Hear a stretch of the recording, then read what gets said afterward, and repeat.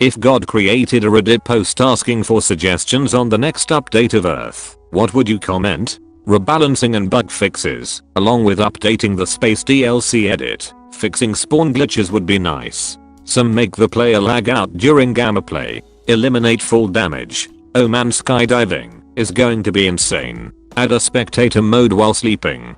Permanent cool side to the pillow. R/God's tier superpowers. Re-release the 2020 update. It was too buggy. Wasn't buggy, it came with a virus. Allow users to access console commands. We are sick of only admins being able to use them. /skill.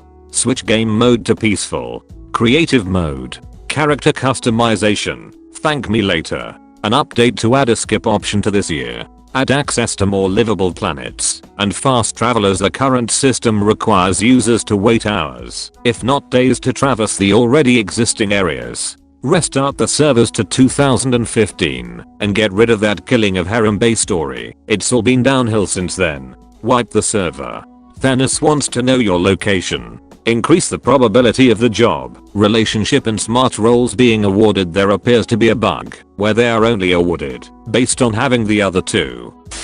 Window cleaners of Reddit. What is the weirdest thing you have seen while cleaning windows? I'm a consulting engineer working in building science and structural restoration a number of years ago while working in Toronto at a 38-story high-rise. We, two contractors and myself, were reviewing glazing and sealant bead and came down upon a window where a woman was grooming her bikini area. We are always taught to see something inappropriate and look away. Apparently we looked so far away we missed the metal flashing lip of the next level down. Our swing stage tilted one way and swung back, and all three of us banged our heads into the lady's window. The glass didn't break, but it sure scared the lady. Not a window cleaner, but I work on roofs. Climbing up a ladder lets you see into a lot of rooms, whether you like it or not. Also, a lot of people have skylights in their bathrooms. The weirdest thing I saw was a picture hanging in a customer's bathroom. The photo was the customer, a woman, in sorta like BDSM lingerie in the bucket of a tractor,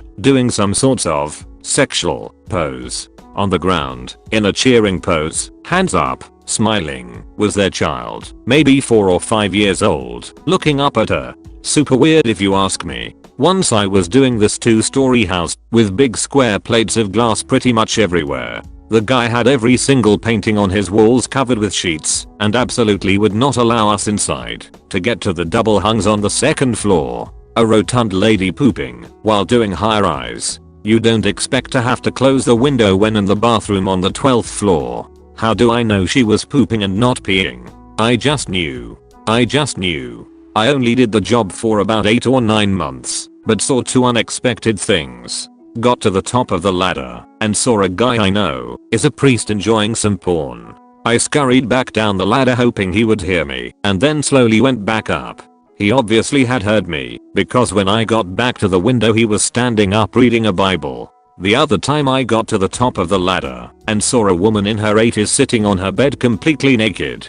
I was sure she saw me, so I gave her a few minutes before going back to the window. When I get there she's sitting in exactly the same place, still naked, smiling at me. I got a job in an office soon after.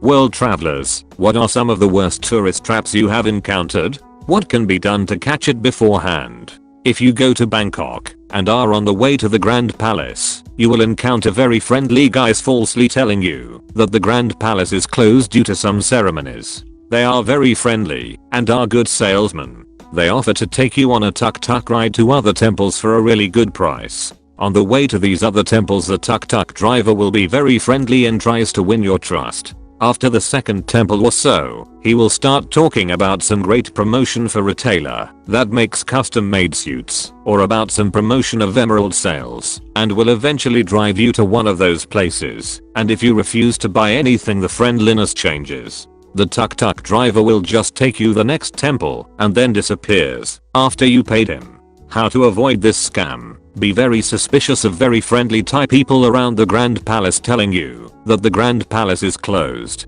The best is probably just to say thank you and not get involved into any conversation with them.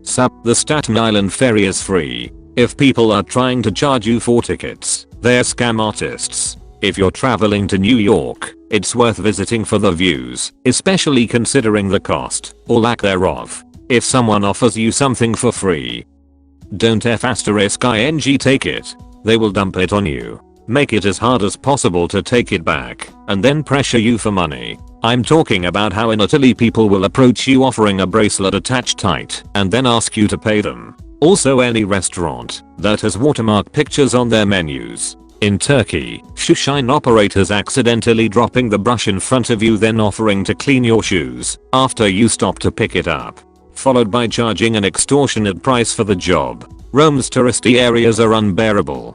Every single popular site or place features the same mob of sketchy and all around annoying characters. Friendship bracelets, fake petitions, fake charities, shitty toys and souvenirs. You can't take 2 steps without somebody trying to hassle you. The Vatican isn't even immune to this. While approaching it, you still have scammers dressed in outfits to trick people they are part of the staff. They basically scam elderly and others into believe they bought the wrong ticket. We joked that the Vatican felt like Hollywood Boulevard, but religious. Then, on top of all of this, the food around these areas are scams as well, designed to trick gullible travelers out of their money. I ate the best pasta I've ever had in Rome, and I've ate the worst. Don't get me wrong, I love Rome as a whole, but man do their tourist areas suck. You are trapped in your most hated person's body. You have 48 hours to ruin their life. You may not kill or be killed. What will you do? They are actually pretty good at ruining their own life, so I'd just kind of check out what they're up to and see if I can make it worse. Beat my second hated person to near death and the other one go to jail. We have a winner here. Do some crimes, a lot of them, like loitering. I like the way you think. Why not do something really despicable, like jaywalking? For 47 hours I shall sit in waiting. Then on the last hour I will proceed to eat 15 ghost peppers and a little treat I like to call the leftover food scraps from Taco Bell from 3 weeks ago combined with 5 kilograms of rotten dog food. I will then swallow a whole bottle of laxatives, super glue my mouth and asshole shut, get the hell out of there, and wait for the fun to begin.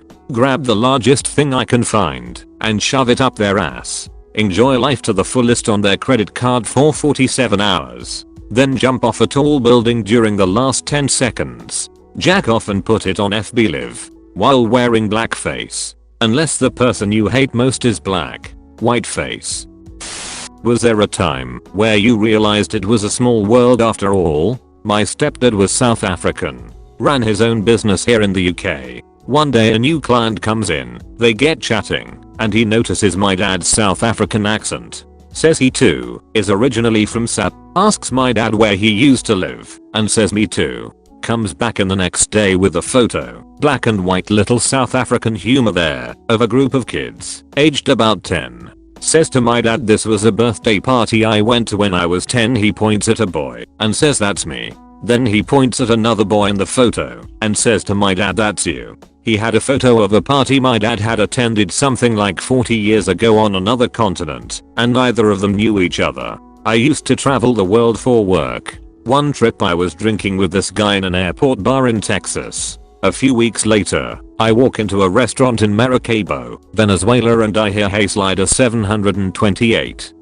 It was the bar dude from Texas. Fucking knew your Reddit username. I'd have shit a brick. Kalka always said she liked my house. Turns out her biological grandparents built the house, but had never met her. I went on holiday near the Everglades in Florida many years ago. I support an English soccer team called Scunthorpe United. We are not really good, and we are in the 4th division of English football. We are not like Manchester United. Me and my parents stayed in a holiday home, and so we went to buy some groceries at the local Walmart one evening. So I go round one of the aisles, and there is a kid wearing a Scunthorpe shirt. Yep, of all the shirts of a sports team, there is a kid walking around with my team shirt on. I was just ecstatic to say the least. Did you high five or just white people awkward smile each other? I did my bachelor's in the US. I had that person that I had one class with in my freshman year, but never really talked to. Our interaction was limited to awkwardly white men smiling at each other when we walked by each other occasionally. I moved to London for my masters. My new uni is pretty elitist. Top college usually reserved for a very narrow range of professionals. I have no idea how I got there. It was pure randomness. As I leave my first day orientation, I walk by that same fucking guy in the hallway, and all we do is white people awkward smile at each other. Thank you for watching. If you enjoyed the video, make sure to like and subscribe.